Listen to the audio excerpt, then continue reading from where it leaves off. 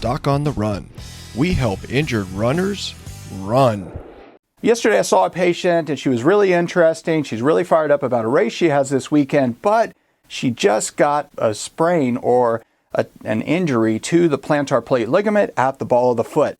So she noticed her foot was hurting. She tried to run. It was bugging her. She knew something was wrong and she wanted to figure out what was going on. She thought it was a stress fracture. I took a look at her and actually it wasn't a stress fracture. So first of all, a plantar plate sprain is one of the things that's often misdiagnosed as a stress fracture, a metatarsal stress fracture in runners. And they can be similar. You have pain in the same area. They kind of feel the same, present the same. You get a little bit of swelling, maybe a little bit of bruising, and it hurts at the ball of the foot, at the base of the toes. Well, that's what she had, was a plantar plate sprain. So she wants to do this race this weekend. So her big question, of course, is, can I race this weekend? Well, as I've said before, you can do anything you want. You just have to be willing to pay the consequences. And I know that sounds like I'm trying to be facetious, but that's the fact. You have to figure out whether or not you're willing to pay that price. So what does that mean? Well, first of all, you want to make sure that you're not going to make the injury worse. You don't want to cause irreparable damage. So if you really want to keep running for years and years and years, and you want to stay healthy and active, and you want to continue to run for many years, you don't want to make it worse. You don't want to cause a permanent injury. If you have a bad metatarsal stress fracture, if it's really cracked all the way through, and you run on it, you probably will make it significantly worse because it could completely crack and move out of position, and then we would have to do surgery to put it back in position and put a little plate and some screws on it.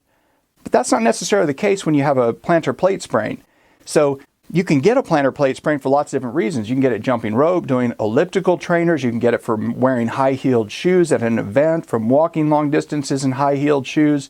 All of those things put lots of stress and strain on the plantar plate, and they can sprain the plantar plate ligament. To make it worse, you have to basically do the same thing or apply the same sort of deforming force to the plantar plate ligament in order to rip it, tear it, make it worse, whatever it is that could make it sort of irreparable damage where you have to have surgery. So in her case, it was a very minor sprain of the plantar plate. I looked at it, I checked it, I showed her how to check it, I showed her how to tell whether or not it was getting worse or whether or not it was really bad, and how to assess whether or not it's getting worse if she's doing some activity. But in her case, what I said was, look, if you really want to do the race, I think you can do it. This is not like a partially torn Achilles tendon or a really bad stress fracture or a stress fracture in the heel bone or something like that that could completely explode and then really damage your future as a runner for the rest of your life. This is a minor injury. It's barely injured. It's irritated. But I think that you could probably do the race if you just figure out how to reduce the inflammation so it doesn't hurt so much and take some of the stress and strain off the plantar ligament at the bottom of the plantar plate at the second toe joint. So I showed her how to do that. I showed her how to reinforce by taping the toe to take some of the stress off the plantar plate ligament. I showed her how she could do some stuff to reduce the inflammation at home just in the next couple of days. And I showed her how to take the pressure off the plantar plate ligament by modifying her shoe inserts and telling her which running shoes she should use and which ones she should avoid.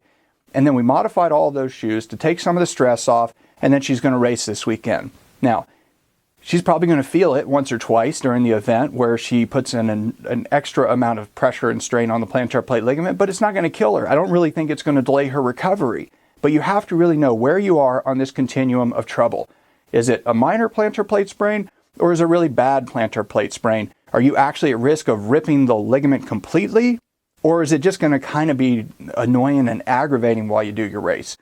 Then, if you know what the difference is between how bad it is or how bad it really isn't, then you can make a decision about whether or not it's really worth doing your race. But that's the bottom line. You have to figure out how bad it is, you have to figure out what your timeline is, and you have to figure out what your long-term goals are to decide whether or not you can race with a plantar plate sprain. Doc on the Run. We help injured runners run.